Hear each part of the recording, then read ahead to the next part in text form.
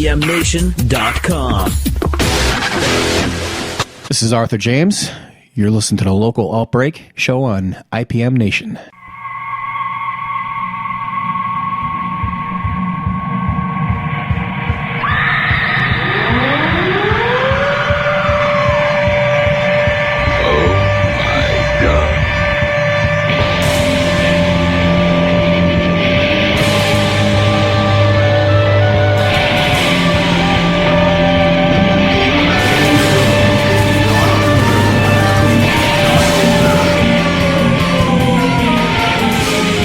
Local Outbreak on IPMNation.com. This is Matt from IPM Nation, and we are here as we are every Tuesday night at the studio at 50 Canal Street in downtown Laconia. Funky little gift shop and art gallery. Very cool place. Please support your local businesses. Very important. The studio at 50 Canal Street, and you can also check it out online, thestudionh.com. And we're also sponsored by Central NH Events. If you need a DJ for your event, go to centralnhevents.com, and Tim Martin does a great job. And we are here tonight with a returning guest. We have Arthur James with us. Arthur, how are you? Pretty good. Good to have you back. And you've got a new CD, which I'm holding right here in my hands, Me, Myself, and I. You are correct. And let's see, when did this come out? This is a pretty new release, right? Pretty recent, yep. It came out, well, it was supposed to come out on my birthday, which would have been September 19th. And due to circumstances beyond our control, it got pushed back a couple different weeks. Yeah. So the beginning of October was when it was pretty much available to the public. Oh, okay. So brand spanking new. Where can people get it? Well, you can go to arthurjames.org, and you can either buy it directly from me, and I'll be glad to mail it to you, autograph it if you want it autographed. Of course, I have to break the Ebola seal on it. So you take your life in your hands when you do it that way. That's right. There's also links on the website where you can go if you're one of those downloading type people that like to listen to stuff on the iPod or iPad or whatever it is nowadays. Yep. You can go to CD Baby. There's links in there where you can download either the CD or you can do the individual MP3 tracks. Well, why don't we'll play something and then we'll come back and chat. What do you want to play to open the show? Well, let's start with the first song on there, 292 Nashua Street. All right, very good. So this is 292 Nashua Street from the new Arthur James disc, Me, Myself, and I, here on Local Outbreak on IPM Nation.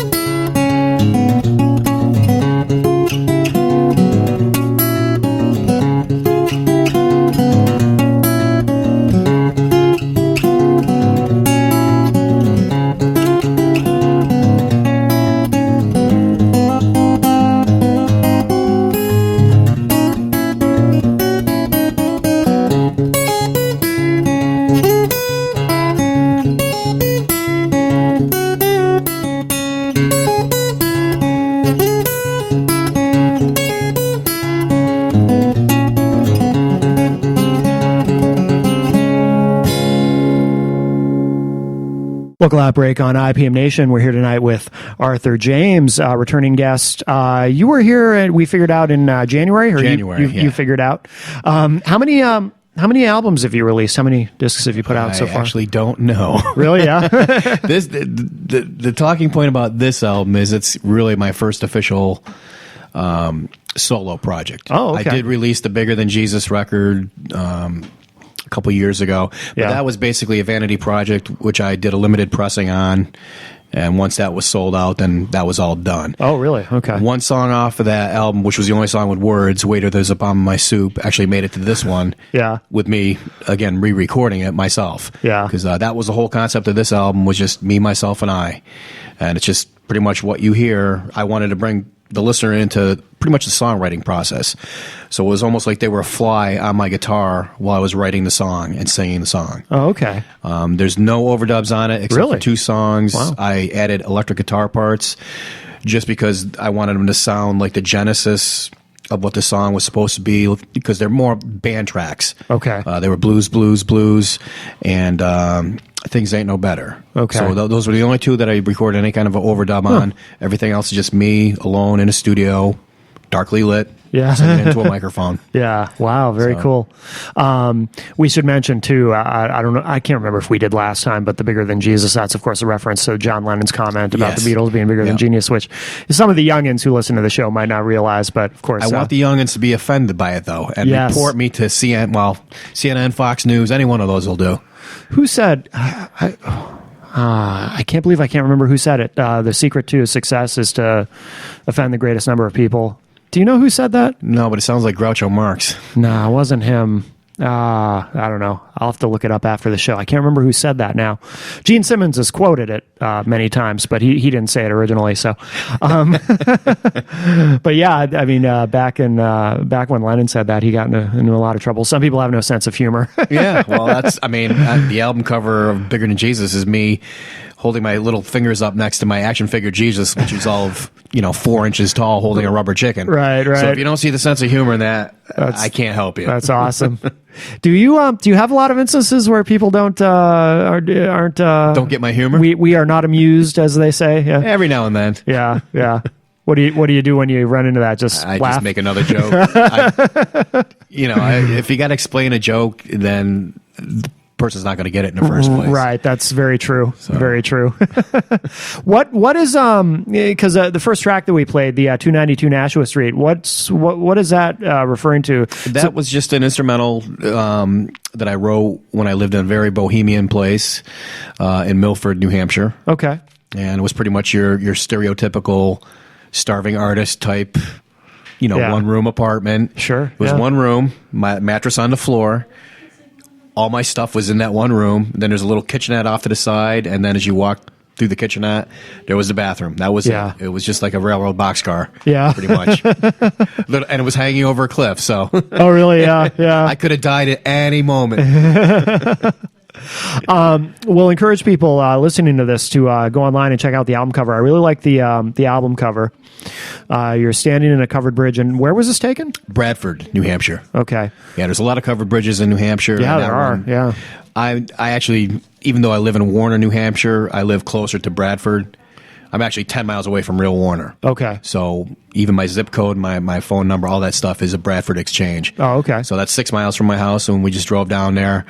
We were actually trying to get a good picture of me standing on a rock, looking very alone and desolate. Yeah. And all those pictures I've used some of them for poster design, but for an album cover, it was just too far away. Okay. Yeah. No, this is a very cool cover. Like I said, I definitely encourage people to check it out. We were kind of talking off air, and I think you had said you wanted something that looks like kind of a classic album cover. Yeah, it should look just like an old album, Yeah. for people that are old enough to remember what an album looks like. Right. They're starting to do them again.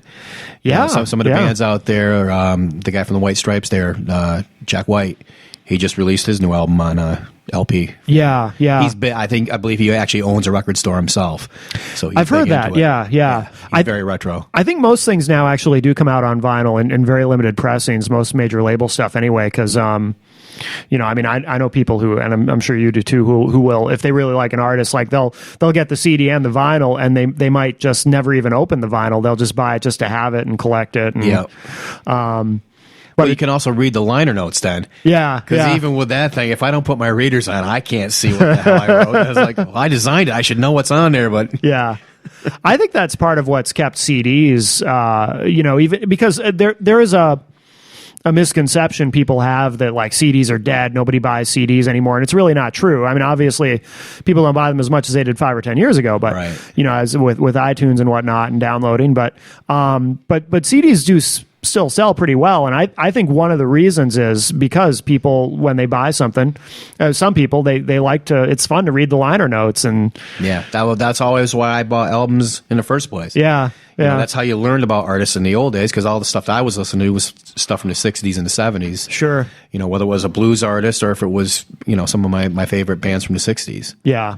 And that's actually how I found out about all the blues artists, because you're reading the liner notes and you're like, why does this guy named Chester Burnett keep showing up on all these albums? Right. And then you find out who Howling Wolf is, and you're like, well, screw that. I'm just going to go buy his records. Right, yeah. And there was a time, of course, when you couldn't just Google, if you saw a name or you heard a name, you just Google them and then learn all about them. Before the days of even the Commodore 64 or whatever that was. Yeah. Oh, wow. Wasn't that one of the original ones? One of my friends, I'll show my age a little here, but I had an Atari 800 computer, not the game system, the actual. It was the first, one of the first personal computers that Atari put out, and my best friend at the time, Billy Zappia, had a Commodore 64, and I was very jealous because his Commodore 64 was slightly better than my Atari 800. No, this was really high speed. You can really tell the little square guys you're trying to shoot. Yeah, great. As you load games onto it on a cassette. Amazing.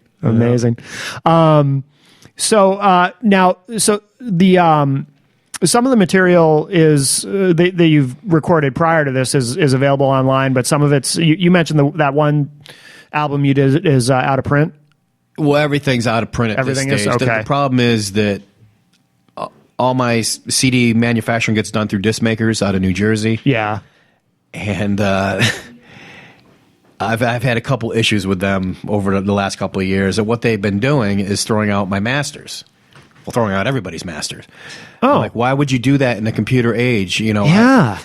I tried uploading one of the past CDs, and it uploaded all the way through, and then when it finally went to send it to them, something happened. It glitched. Oh. So I've always had to mail. I feel safer anyway, mailing them a master copy of the CD. Sure. But even this time, they said there was permanent errors on these CDs burned directly from my recording studio engineer. He would burn me like 4 or 5 copies because I knew from before they would literally toss it out after a couple months. Yeah. So I got him on the horn. I'm like, well, why are you throwing out the masters? It's like, I've talked to you guys a couple different times. I have emails from you saying that you will now save all this stuff.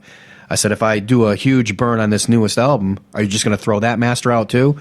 Oh, no. What we do now is we save them in perpetuity. I'm like, you should have saved them all in perpetuity anyway. Once the computer age came, how hard is it to take a disk drive and just pull it out? Yeah. Throw it in a filing system somewhere.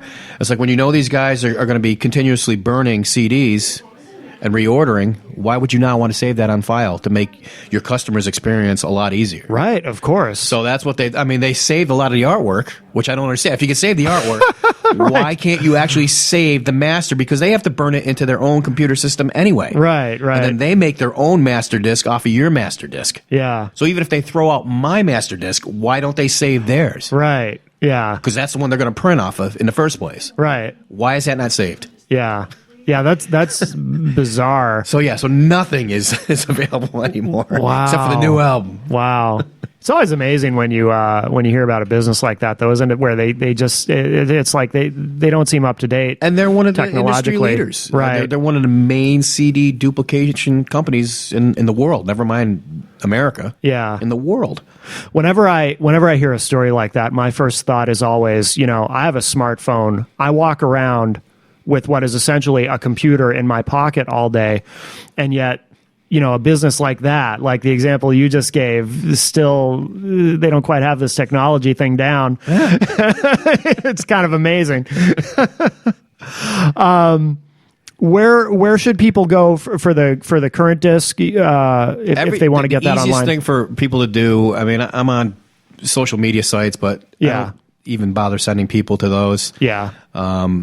I've recently done a Google Plus account, which is going to be geared more towards just overflow of pictures from my regular website. Oh, okay. The regular website will get you to all the the important places to go. Okay, yeah. So it'll get a CD Baby. There's actually a CD Baby player on there, so you can listen to the entire album. Oh, nice. Make sure you like it, or if you only like 3 or 4 songs, then you can go, okay, these are the ones I like. Then you go to the CD Baby MP3 player thing. Yeah. And then that'll take you directly to the download site there. You buy whatever you want to buy that way. Yeah. Or if you want to buy the whole CD from me, have me snail mail it out to you, sign it, whatever, throw in an old black and white photo of me or whatever. There you go.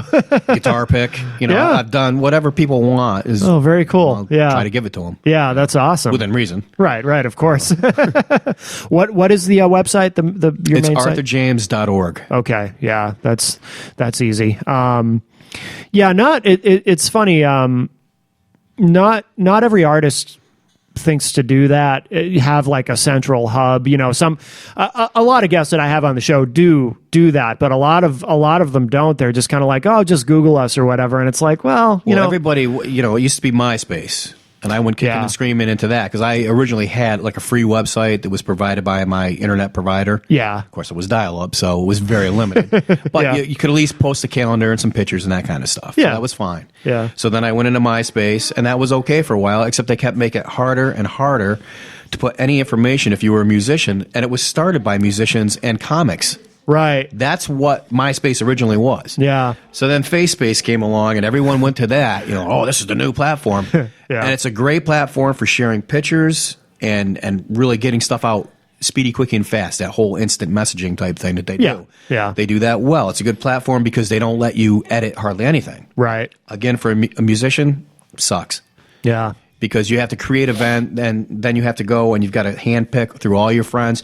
And if you got a couple hundred friends, or some of these bands out there have thousands of friends and or fans, you can't get it to all the people that you want to get it to. Yeah. So even when I would post on FaceSpace, I would just say, go to my website.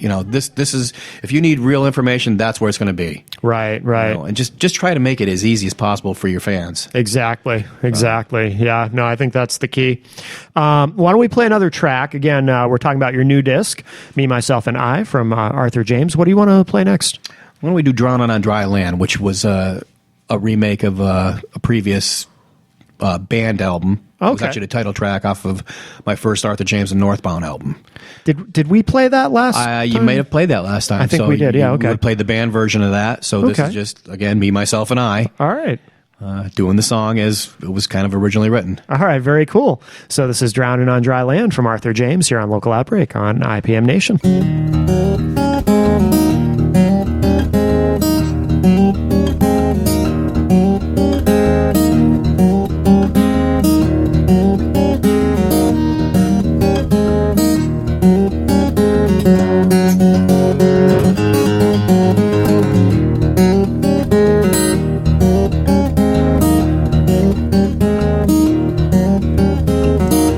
Slow, can't catch my breath.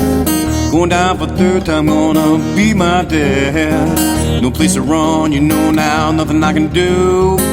Walls closing in on me and doors shut in two. Feel like I'm drowning on dry land. Feel like I'm drowning, baby, on dry land. Feel like I'm drowning on dry land. Feel like I'm drowning, baby, on dry land.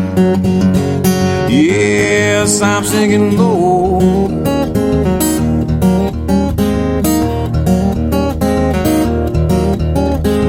So little time, so much to do. So little time without any clues. It's been around, and it's just like a top. Nobody told me, man, you better stop. Feel like I'm drowning on dry land. Feel like I'm drowning, baby, on dry land. Feel like I'm drowning on dry land. Feel like I'm drowning, baby, on dry land. Yes, I'm sinking low, way down, way low.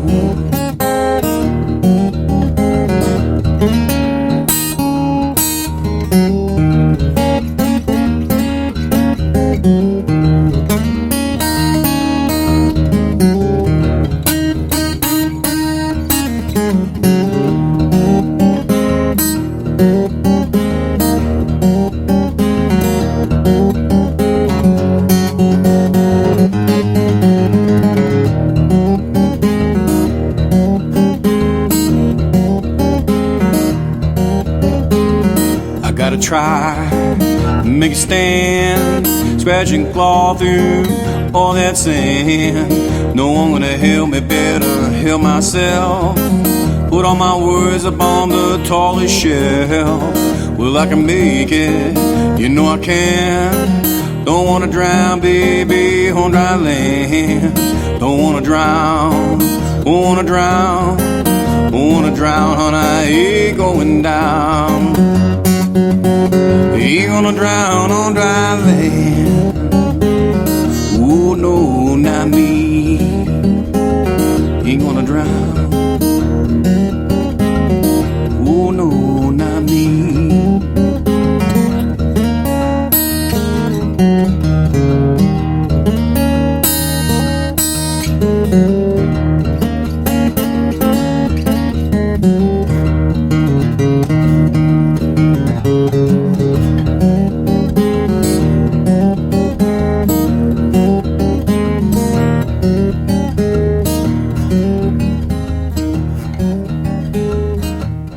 Local Outbreak on IPM Nation. This is Matt from IPM Nation. We are here at the studio, as we are every Tuesday evening, usually between 6 and 7. We do like to have a studio audience if people want to come on down while we record the show. And we are here tonight with Arthur James, returning guest, and we're talking about his new CD, Me, Myself, and I.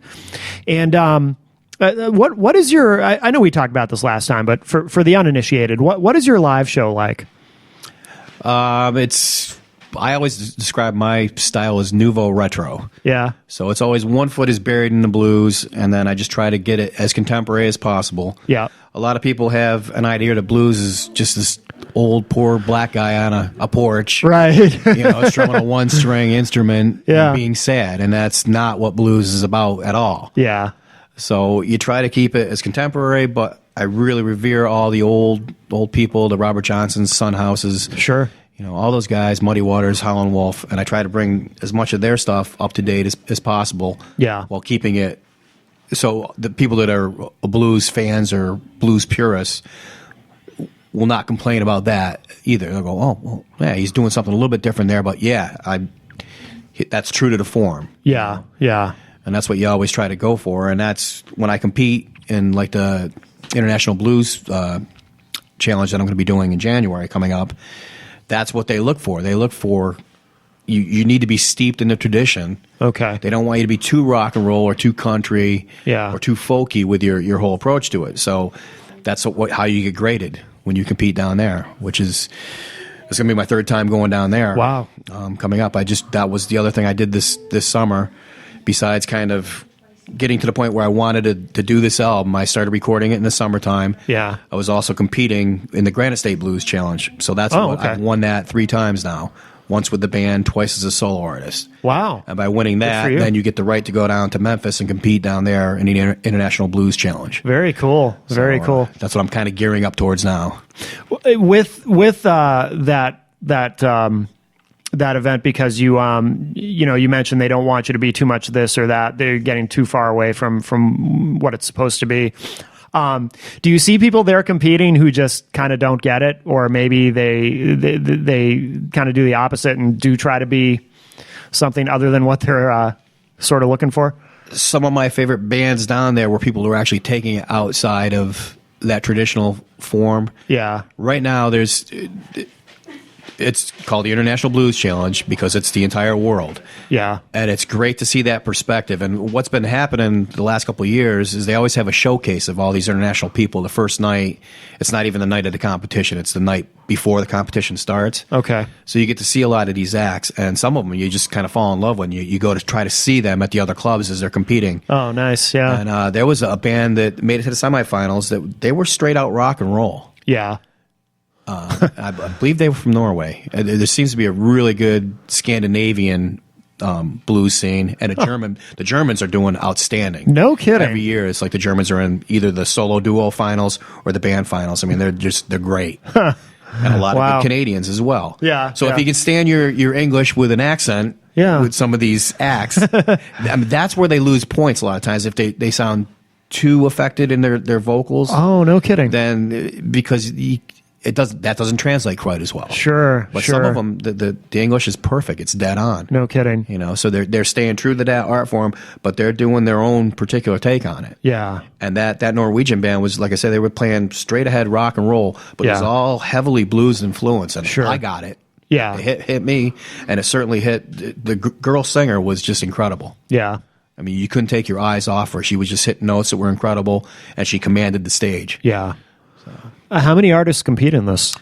It's getting bigger and bigger every year. Really? It's usually in the band part of it, there's about 200 acts now, and the solo duo competition, that's had at least 120. It's probably going to be around 150 this year. Wow. Yeah.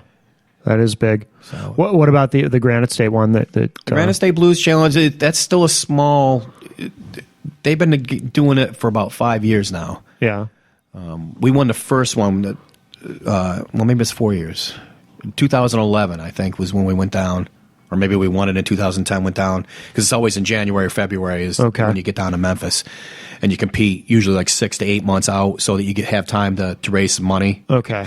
Yeah. Which is why I need people to buy my CDs. Yeah. No kidding. Because that's all going towards the fund. Yeah. Until I get back from January. But I lost my train of thought.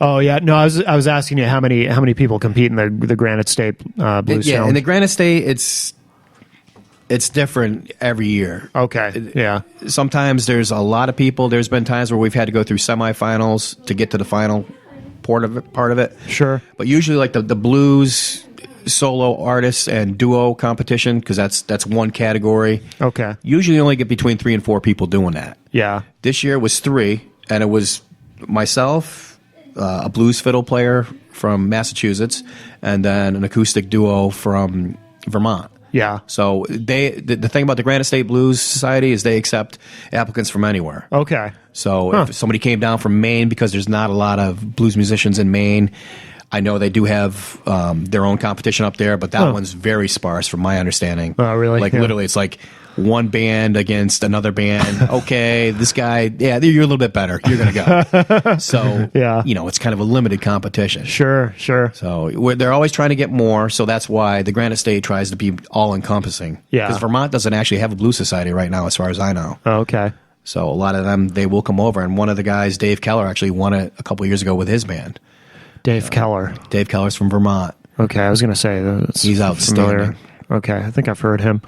How do you approach these mentally, these challenges? Are you? Is it important to you to win, or do you just approach it more from I'm just going to do my best and Well, you don't go in there trying to lose, but right. No, because some in people, New Hampshire, people put a lot of pressure on themselves in these situations. You and see some a lot people don't. more of that actually, I think, down in Memphis, and they warn bet. you when you get down there. It's like Cutthroat. you're probably not going to win. Yeah. The whole point of going down there is networking, meeting people in the business, maybe getting picked up on a tour. What happened to me last time was, even though I competed as a solo artist, because you go to all the different jams, people saw me playing drums. Yeah. And one of the German bands, the drummer blew his appendix. Oh, wow. So one morning I was eating breakfast, and everybody started pointing at me. And I thought I had egg or pancake on my face. And I'm like, what? And they're like, what are you doing tonight? I said, well, my friends actually made the finals. I was going to go hear their band because I had become friends with them when my band competed a couple years prior. Yeah. And they're like, you sure you wouldn't rather get paid to play drums on Beale Street? I'm like, yeah. Yeah, I would rather do that. Yeah. How do we make this happen? And luckily it happened. Oh, that's cool. I actually had a paying gig. Yeah, so yeah. That was great. Yeah, that's awesome. So, and that's why you go down. You go down here to meet people and have these kind of experiences. And I play with everybody from around the world. Yeah. Where am I going to get that around here? Right. I can go to Pittman's and play there, and maybe I'll get 1 or 2 people from a different country may show up if they're in Laconia. Yeah. But that's not going to happen. Right. You got to go somewhere. You got to try to make your own opportunities. Oh yeah. You got to make your own breaks. Yeah, so, absolutely. When I compete in New Hampshire, everybody knows me, and you just go up there and you do your best, and you hope that the judges that are judging you are either your friends, which they don't want nepotism. They don't want, we like Arthur, so we're going to let him go through this time. Right. It's a real competition, and they have to judge you on the criteria that they base it on in the IBCs down in Memphis. Yeah. So it's the point system is exactly the same. That's the way they judge you. Yeah. Yeah. Wow. Are there a lot of international artists who go to that in Memphis? Yeah. Yeah.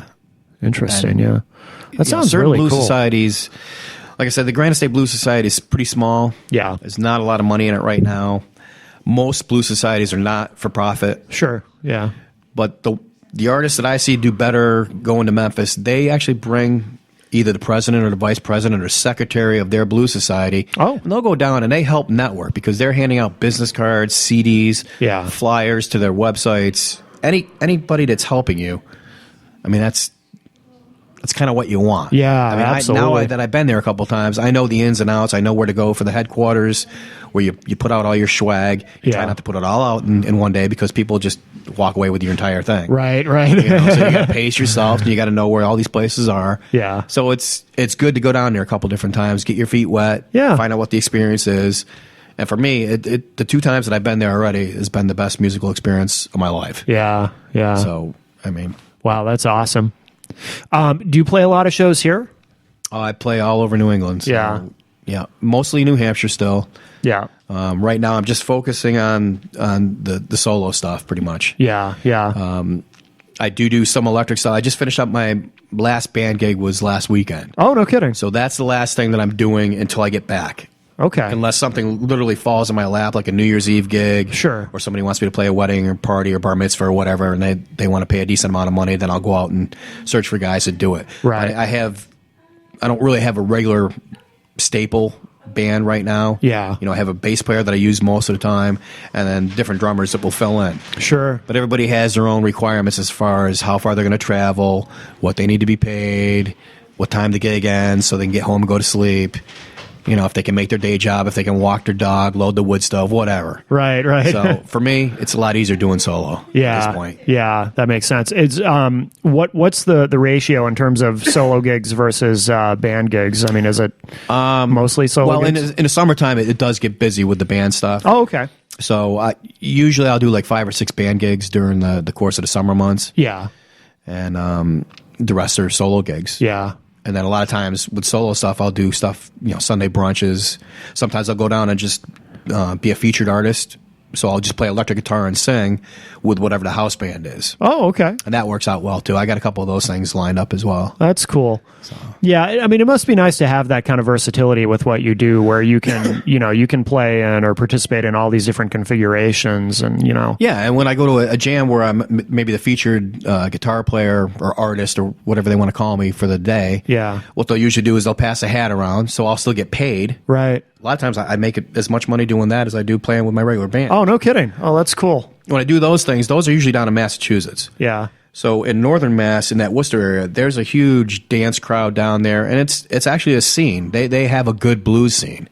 You hear people talk about Boston and stuff, but Boston doesn't have a scene. There's nothing in Boston. Right. It's all the outskirts, and then as you head down towards the Cape Cod, and even the Cape's dried up the last couple of years. They lost their main blues club down there was Harry's, and that's gone under. Oh, okay. So a lot of blues clubs, regular blues clubs are closing. Yeah. Everything else is pretty much bars and restaurants. Yeah, yeah. No, interesting. We should mention too. I mean, obviously, all your shows that you're doing are on your site. Yes, on the website. ArthurJames.org. Cool. Well, why don't we play another track from your new disc, Me, Myself, and I? Sure. And what do you want to play next? Why don't we do the only song that I didn't write? Oh. Although it's my arrangement of it, and I may have changed a couple words. It's the first song you're required by law in any state to learn how to play and sing as a kid. Good old Kumbaya. All right. Very good. So this is Kumbaya, as done by Arthur James from his new disc, Me, Myself, and I, here on Local Outbreak on IPM Nation.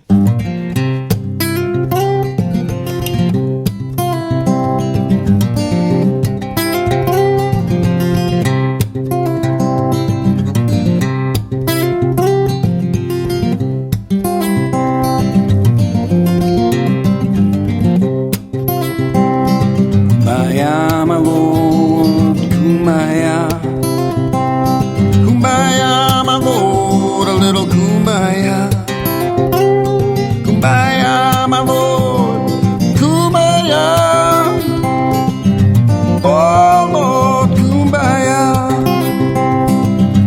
singing, Lord, now kumbaya. Someone's singing, Lord, a little kumbaya. Someone's singing, Lord, now kumbaya. Oh, Lord, kumbaya. Someone's dancing, Lord, now kumbaya. Someone's dancing, Lord, a little kumbaya. Someone's dancing, Lord, I said kumbaya.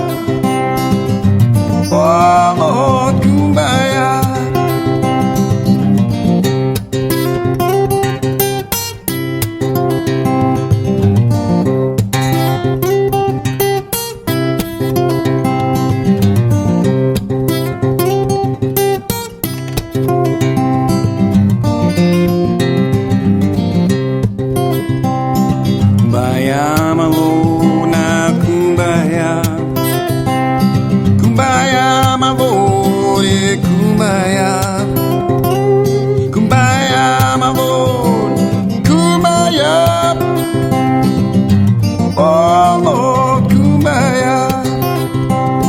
Someone's dying, Lord, now kumbaya.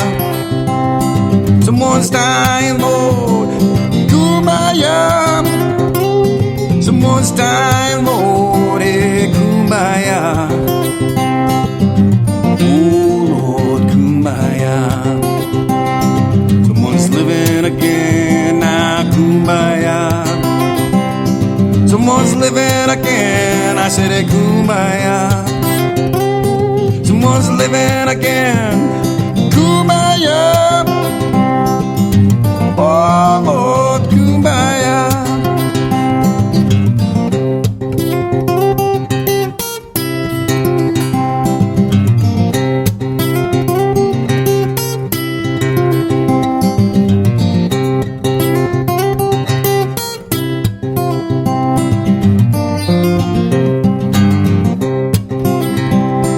Kumbaya, my Lord, now kumbaya. Kumbaya, my Lord, a little kumbaya. Kumbaya, my Lord, I said kumbaya. Oh, Lord, kumbaya. Oh, Lord, kumbaya. Oh, Lord, kumbaya.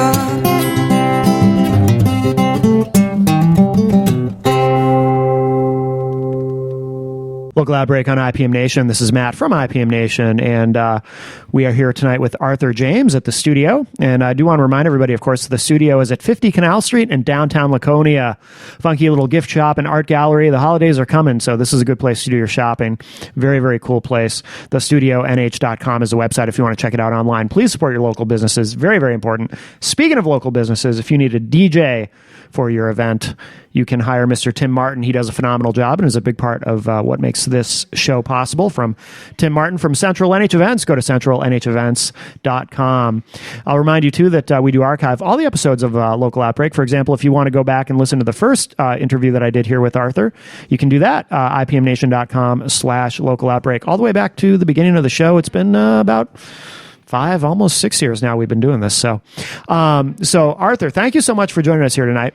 Thanks for having me. Before we start to wrap up, completely, this just kind of popped into my head. So kind of off the beaten path. But as a guy who really knows the blues, I have to ask you, because I had a conversation with someone about this just recently. How do you feel about Led Zeppelin? And you know why I'm asking this. Did they owe you money? Well, I'd have to get in line if they did. I like Led Zeppelin. Yeah. But they do rankle me quite a bit. Yeah. Because anybody that will go and take Howlin' Wolf's name and Willie Dixon's and Sonny Boy Williamson and all those great guys and just take an eraser and go, Plant and Page, yeah, that looks good. Right. I mean, you listen to him, he's doing a dead-on Sonny Boy Williamson impersonation on that second album. He's playing harmonica like him. He's singing him. It's a perfect mimic of him. Yeah. And then they just erased his name and put Plant and Page. Are you out of your mind? And of course, for those who don't know, I think it's fair to say Led Zeppelin is the most plagiaristic band in the history of music. Not just blues artists either. Like, I was stunned. Like, they stole from Joan Baez of all people. There's a Joan. I don't remember what song it was. Also, they complain about lyrics and everything. Heaven being stolen from Spirit. That was recent. That lawsuit. Yeah. I mean, I don't know how many times they've been sued, but we used to have a show on IPM Nation called Retro Spectrum Radio, and Paul Cormier was the host, and he would do these theme shows, and he did a Led Zeppelin theme show, and I had no idea. He would play the Led Zeppelin song, and then he would play the song it was taken from, and I think there were probably maybe upwards of 15 different examples of blatant plagiarism, and I had no idea. Yeah, I've seen it. It's in the high teens. I've seen the list. Yeah. And then you go back and, like you're saying, you listen to the things and you compare them. The thing that gets me, Jimmy Page he learned that really from the Yardbirds, because the Yardbirds used to do the same kind of thing. Oh, did they? Okay. Yeah.